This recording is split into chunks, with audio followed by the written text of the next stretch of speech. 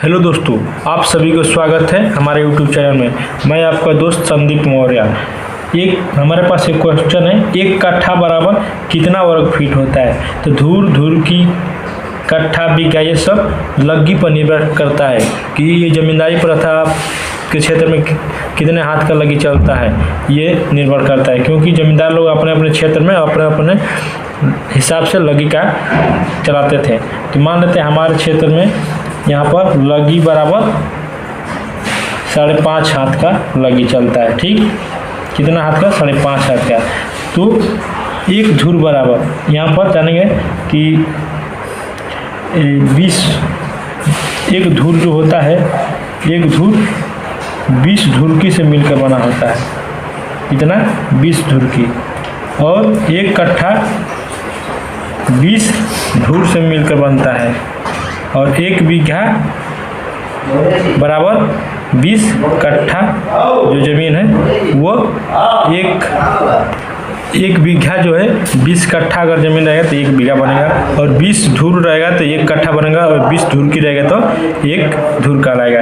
तो यहाँ पर लग्गी एक धूर बराबर फॉर्मूला होता है, धूर निकालने के होता है लग्गी स्क्वायर। एक धूर बराबर कितना?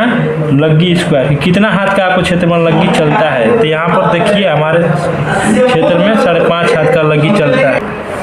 लग्गी दिया है 5.5 हाथ, यहाँ पर 5.5 हाथ लिख देंगे।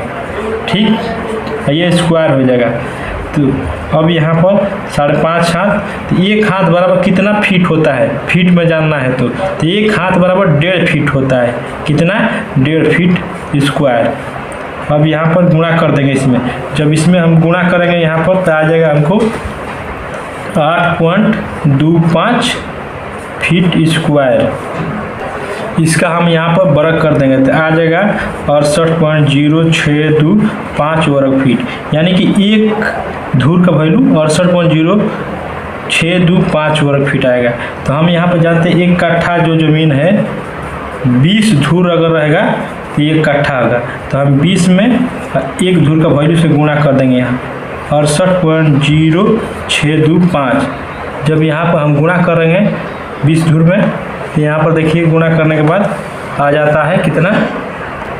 गुणे 20 करने के बाद 1361.25 वर्ग फीट। यानी कि एक कट्ठा का वैल्यू 1361.25 वर्ग फीट आ गया। तो यही पूछ रहा है यहाँ क्वेश्चन में, एक कट्ठा बराबर कितना वर्ग फीट। तो हमने लग्गी पर निर्भर करता है कि कितना वर्ग फीट होता है। तो यहाँ पर 5.5 हाथ का जहाँ लग्गी चलेगा वहाँ पर एक कट्ठा का वैल्यू 1361.25 हो गया। यानी कि हमारा ये ज़मीन है एक कट्ठा। ठीक, एक कट्ठा, तो ये कितना फीट लंबा चौड़ा होगा? तो हम मान लेते हैं ये हमको पता है इधर 20 फीट है। ठीक, तो कितना चौड़ा जाएगा? तो 20 ले हम 1361.25 जो है उसमें हम 20 ले भाग देंगे तो हमको पता चल जाएगा कि ये कितना फीट चौड़ा है। जब यहाँ पर हम 20 फीट रखनी है, इसमें भाग दिए 20 को तो आ गया ये 68.06। तो 06 1 इंची मान लेते हैं। ठीक, 68 फीट 1 इंची रहेगा यहाँ, 68 फीट 1 इंची यहाँ, और 20 फीट यहाँ। जी ज़मीन एक कट्ठा कहलाएगा। ये जितना फीट आप नापेंगे, मान लीजिए एक और नाप लेंगे और उससे भाग देंगे तो लंबाई या चौड़ाई पता होगा, या लंबाई या चौड़ाई दोनों में से एक माप लेना है, और 1361.25 से भाग देंगे तो हमको एक पता चल जाएगा दूसरा माप। इस तरह का वीडियो देखने के लिए हमारे चैनल को सब्सक्राइब कीजिए। Thank you all of you guys.